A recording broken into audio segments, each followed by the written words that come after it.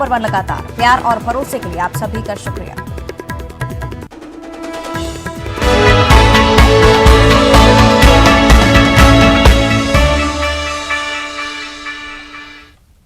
नमस्कार, स्वागत है आपका इस बुलेटिन में और मैं हूं आपके साथ अवंतिका श्रीवास्तव। सबसे पहले जबलपुर से एक बड़ी खबर है। वायरल वीडियो पर मानव अधिकार आयोग ने संज्ञान ले लिया। आपको बता दें कि अस्पताल की बेड पर कुत्ता बैठा हुआ मिला था। ये खबर प्रमुखता से न्यूज 18 ने अभी दिखाई थी।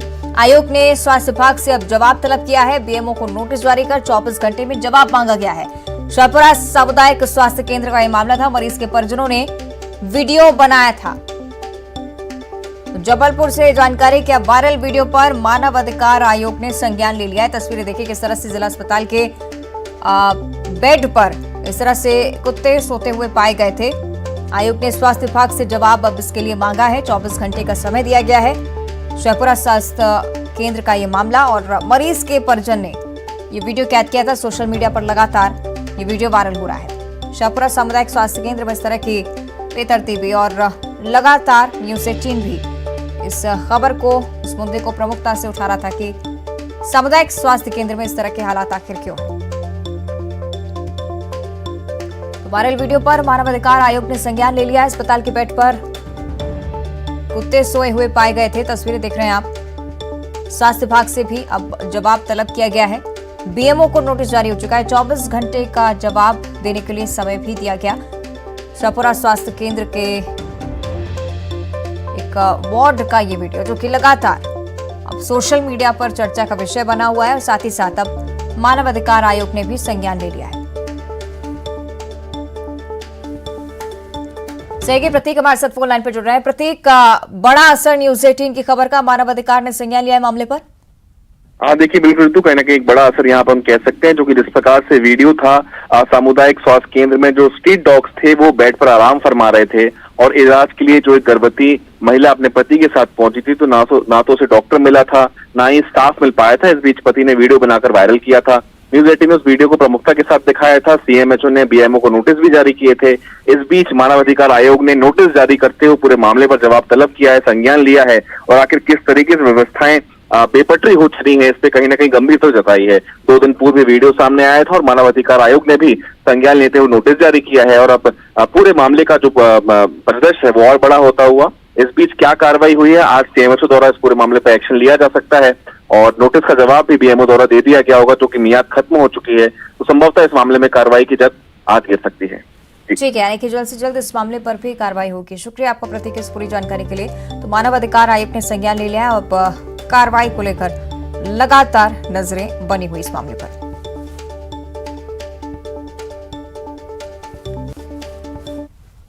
आगे बढ़ते हैं, रायपुर से एक बड़ी खबर है। नशे में धुत ड्राइवर का उत्पात देखने को मिला है। कार ने खड़ी गाड़ी को टक्कर मारी है।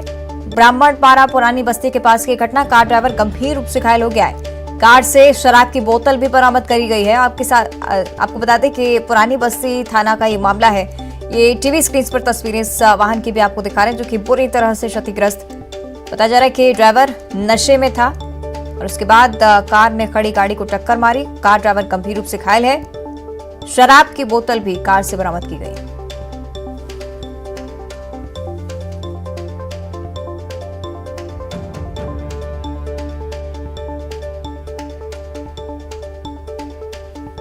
तो तस्वीरें लगातार इस घटना की आपको दिखा रहे हैं, किस तरह से कार बुरी तरह क्षतिग्रस्त नजर आ रही है।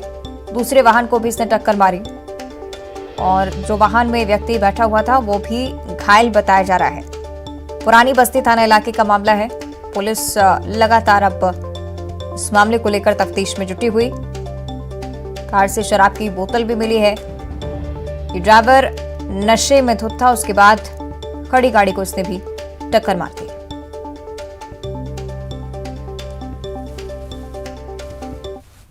आगे बढ़ते हैं, बलौदाबाजार की बात करेंगे। न्यूज 18 की खबर का बड़ा असर हुआ है। कलेक्टर रजत बंसल ने स्कूल पहुंचकर जायजा लिया स्थिति का। शिक्षकों की कमी की खबर प्रमुखता से न्यूज 18 ने पहुंचाई थी। कुछ ही दिनों में अब देखिए शिक्षकों की कमी दूर होगी, ऐसा आश्वासन उनकी तरफ से कलेक्टर ने डीईओ को निर्देशित कर दिया है। शिक्षा विभाग के अधिकारी भी मौके पर मौजूद रहे। तस्वीरें उस समय की भी जब कलेक्टर मौके पर जायजा लेने के लिए पहुंचे थे और स्कूल की स्थिति को उन्होंने जाना और अब उनकी तरफ से आश्वासन कि जल्द से जल्द शिक्षकों की कमी को पूरा कर लिया जाएगा।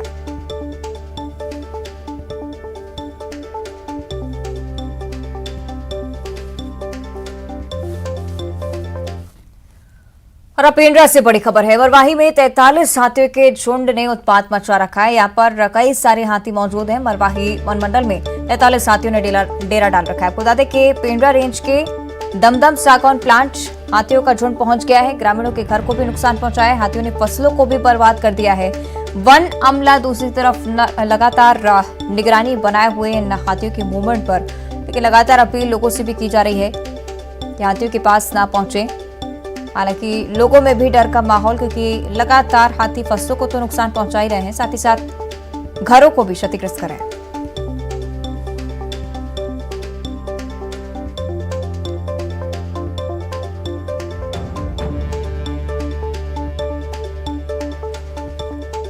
तो पेंड्रा की ये तस्वीरें आपको दिखा रहे हैं किस तरह से 43 हाथियों के झुंड की मौजूदगी के बाद से ही लोगों में डर का माहौल है।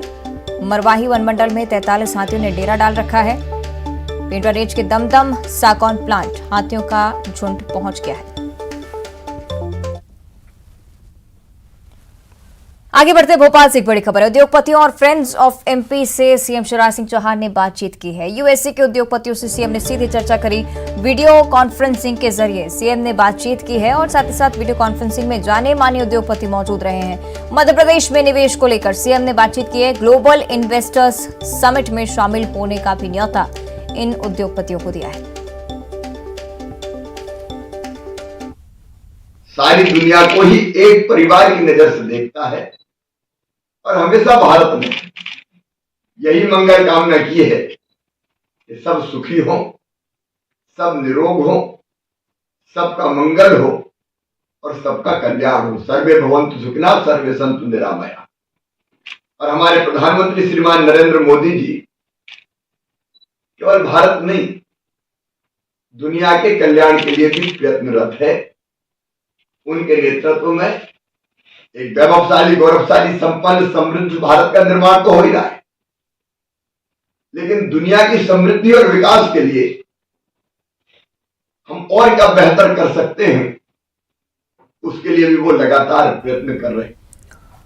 और अब सीधे पार्लियामेंट से आपको तस्वीरें दिखा देते हैं। प्रधानमंत्री नरेंद्र मोदी यहां पर संबोधित कर रहे हैं। भूमिका न निभाई हो, और ये भी सोने में सुहागा है कि आप स्वयं भी सैनिक स्कूल के विद्यार्थी रहे हैं। तो किसान के पुत्र और सैनिक स्कूल के विद्यार्थी के रूप में मैं देखता हूं कि आप में किसान और जवान दोनों समाहित हैं।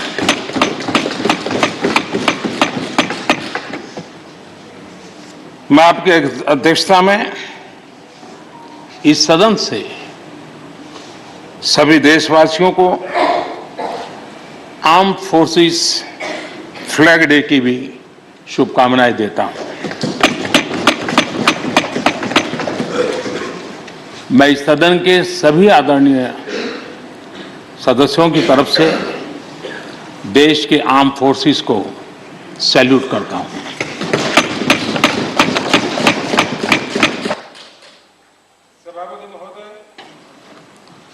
आज संसद का ये उच्च सदन एक ऐसे समय में आपका स्वागत कर रहा है जब देश दो महत्वपूर्ण अवसरों का साक्षी बना है। अभी कुछ ही दिन पहले दुनिया ने भारत को G20 समूह की मेजबानी का दायित्व सौंपा है। साथ ही ये समय अमृत काल के आरंभ का समय है। ये अमृत काल एक नए विकसित भारत के निर्माण का कालखंड तो होगा ही, साथ ही भारत इस दौरान विश्व के भविष्य की दिशा तय करने में भी बहुत अहम भूमिका निभाएगा। आदरणीय सभापति जी, भारत की इस यात्रा में हमारा लोकतंत्र,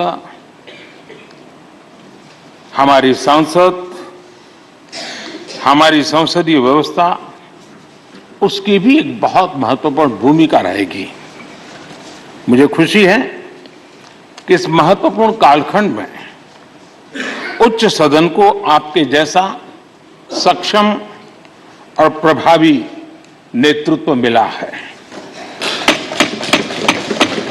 आपके मार्गदर्शन में हमारे सभी सदस्यगण अपने कर्तव्यों का प्रभावी पालन करेंगे।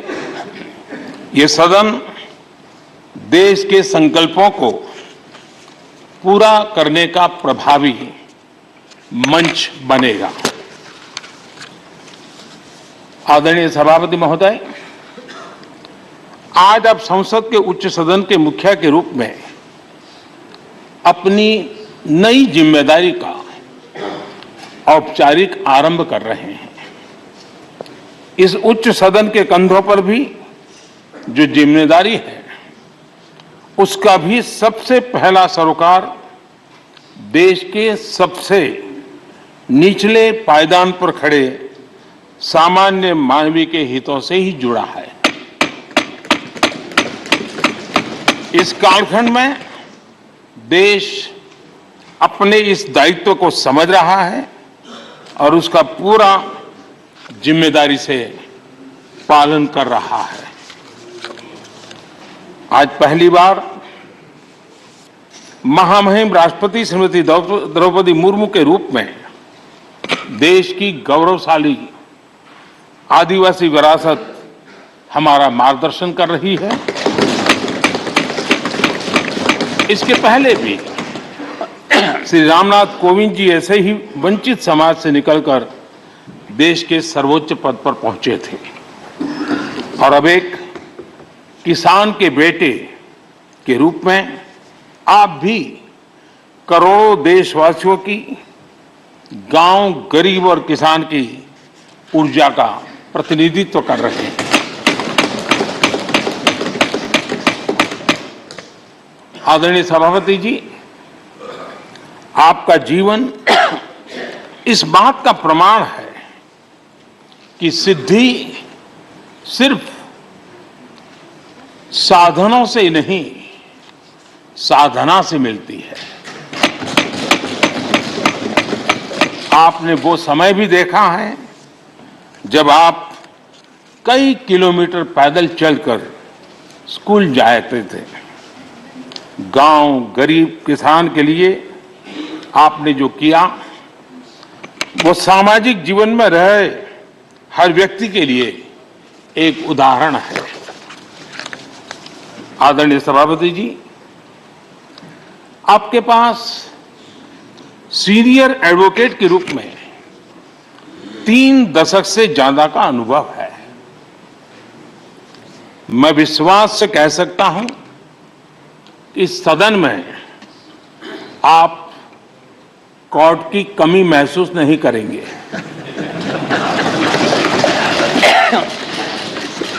क्योंकि राज्यसभा में बहुत बड़ी मात्रा में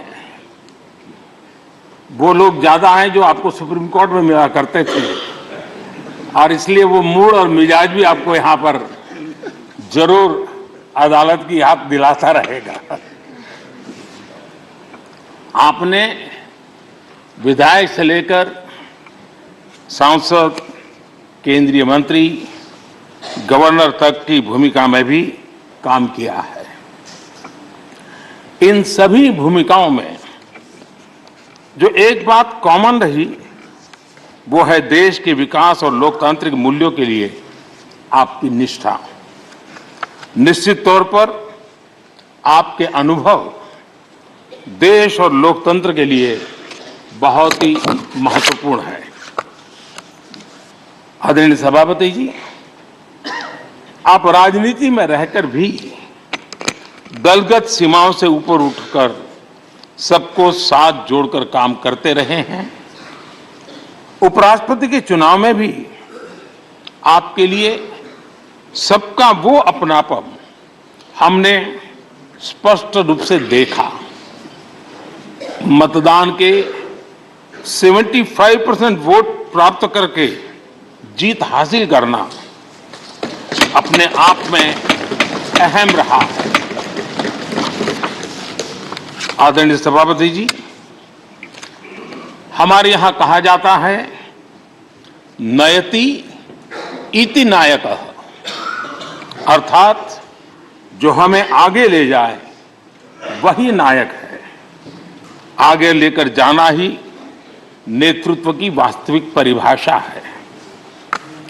राज्यसभा के संदर्भ में ये बात और महत्वपूर्ण हो जाती है क्योंकि इस सदन पर लोकतांत्रिक निर्णयों को और भी रिफाइंड तरीके से आगे बढ़ाने की जिम्मेदारी है।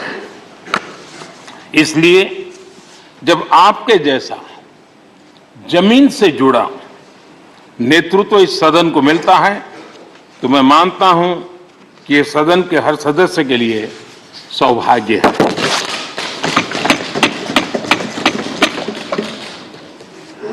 आदरणीय सभापति जी, राज्यसभा देश की महान लोकतांत्रिक विरासत की एक संवाहक भी रही है और उसकी शक्ति भी रही है।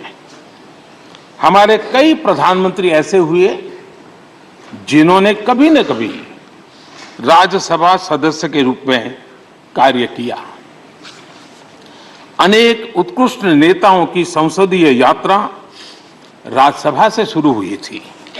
इसलिए इस सदन की गरिमा को बनाए रखने और आगे बढ़ाने के लिए एक मजबूत जिम्मेदारी हम सभी के ऊपर है। आदरणीय सभापति जी, मुझे विश्वास है कि आपके मार्गदर्शन में ये सदन अपनी इस विरासत को, अपनी इस गरिमा को आगे बढ़ाएगा, नई ऊंचाइयां देगा। सदन की गंभीर चर्चाएं, लोकतांत्रिक विमर्श लोकतंत्र की जननी के रूप में हमारे गौरव को और अधिक ताकत देंगे। आदरणीय सभापति महोदय जी, पिछले सत्र तक हमारे पूर्व उपराष्ट्रपति जी और पूर्व सभापति जी इस सदन का मार्गदर्शन करते थे और उनकी शब्द रचनाएं, उनकी तुकबंदी सदन को हमेशा प्रसन्न रखती थी। ठहाके लेने के लिए बड़ा अवसर मिलता था। मुझे विश्वास है कि आपका जो हाजिर जवाबी स्वभाव है वो उस कमी को कभी खलने नहीं देगा और आप सदन को वो लाभ भी देते रहेंगे। इसी के साथ मैं पूरे सदन की तरफ से, देश की तरफ से, मेरी तरफ से आपको बहुत बहुत शुभकामनाएं देता हूं। धन्यवाद।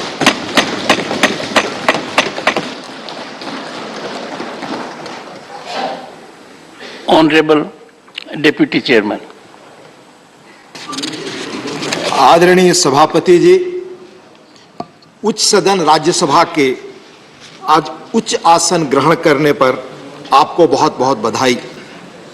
शीतकालीन सत्र के पहले दिन बहुत गर्मजोशी व आत्मीयता से आपका। आगे बढ़ते हैं, धार की ओर अब रुक करेंगे। चेन स्नैचिंग का मामला यहां से सामने आया है। बंदी छोड़ बाबा इलाके में महिला शादी समारोह से लौट रही थी और तभी बाइक सवार दो बदमाशों ने महिला के गले से सोने का हार झपट लिया, फरार हो गए। चेन स्नैचिंग की पूरी घटना सीसीटीवी में कैद हो गई। तस्वीरें आपको दिखा रहे हैं किस तरह से बेखौफ है बदमाश। धार में दिन दहाड़े चेन स्नैचिंग की वारदात को अंजाम दिया गया है।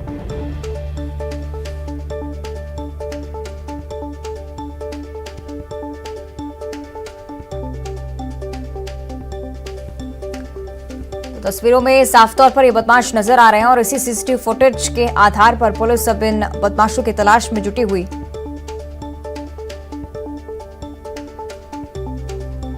शादी समारोह से महिला लौट रही थी, उसी दौरान बदमाशों ने सोने का हार झपटा और फरार हो गए। तस्वीरों में आप देख सकते हैं किस तरह से बेखौफ अंदाज में बदमाशों ने इस वारदात को अंजाम दिया।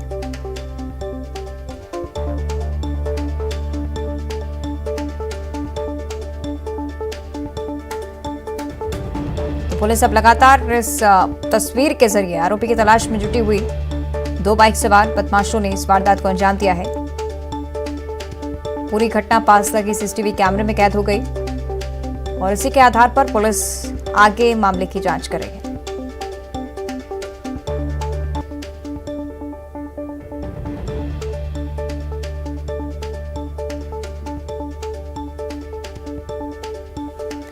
तो धार की तस्वीरें हैं। चेन स्नैचिंग की वारदात से इस इलाके में सनसनी फैली हुई है। बाइक सवार बदमाशों ने चेन स्नैचिंग की इस वारदात को अंजाम दिया। दिन दहाड़े महिला से सोने का हार लेकर फरार हो गए।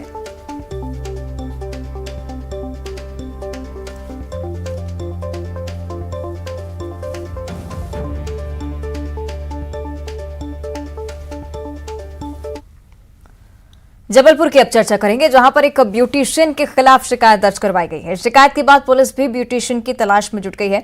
मामला कोतवाली थाना क्षेत्र का है, जहां ब्यूटिशियन ने 3 दिसंबर को एक दुल्हन का मेकअप करने के लिए बुकिंग की थी, लेकिन शादी के दिन वो खुद मेकअप करने की बजाय ट्रेनी से मेकअप करवा रही थी और दुल्हन का मेकअप बिगड़ गया। जब परिजनों ने इसकी ब्यूटिशियन से शिकायत की तो उसने परिजनों के साथ अभद्रता की और इसके बाद परिवार ने थाने पहुंचकर शिकायत दर्ज करवाई।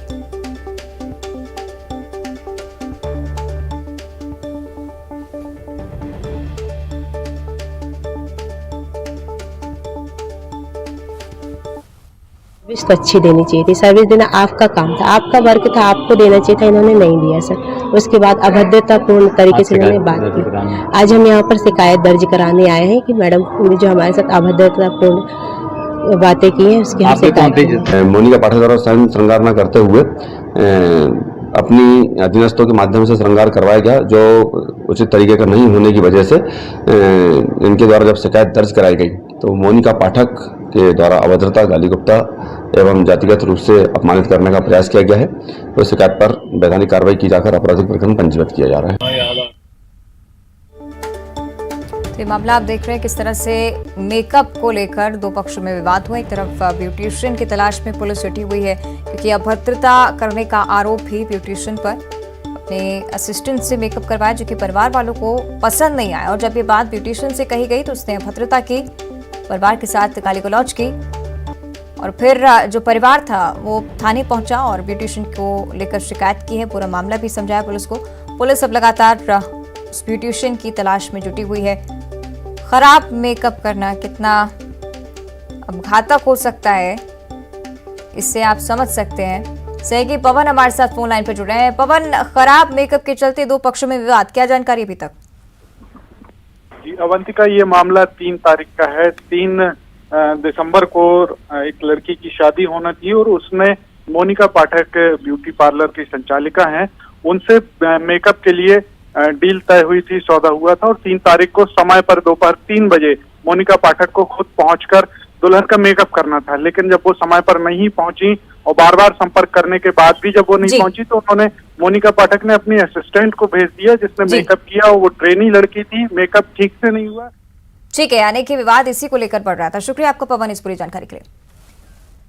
और विश्व शौचालय दिवस पर नेटवर्क 18 ने रैकेट के साथ मिलकर भारत को बेहतर स्वच्छता के लिए प्रेरित करने के लिए 8 घंटे का एक भव्य टेलीथॉन मिशन स्वच्छता और पानी का आयोजन किया। और उस अभियान ने देश के प्रमुख नेताओं, मशहूर हस्तियों, चेंज मेकर्स, स्वच्छता कार्यकर्ताओं और विचारकों को एक वादे के साथ लाया कि कोई पीछे नहीं छूटेगा। आइए सुनते हैं इस कार्यक्रम के न्यूज मेकर्स बने कुछ लोगों की खास बातें।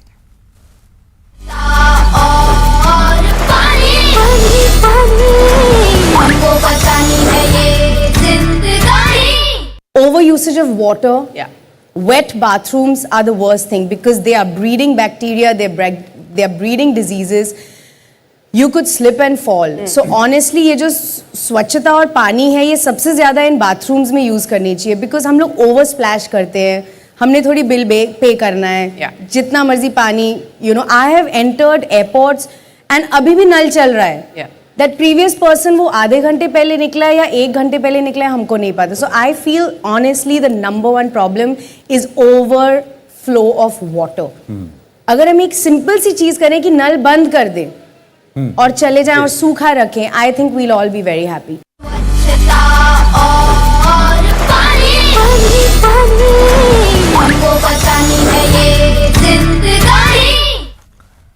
और आइए अब आपको दिखाते हैं गाड़ी चलाने वालों के लिए एक बड़ी खबर। इस समय की बड़ी खबर, वेल्वोलिन लेकर आया है ऑल क्लाइमेट एडवांस और all climate premium full synthetic engine oil, जो कि सुटेबल है हर कार के लिए और दे बेहतरीन एक्सपीरियंस। तो आइए लोगों से पूछते हैं उनकी राय। अब Valvoline all climate full synthetic engine oil के बेनिफिट मिलेंगे सभी गाड़ियों को।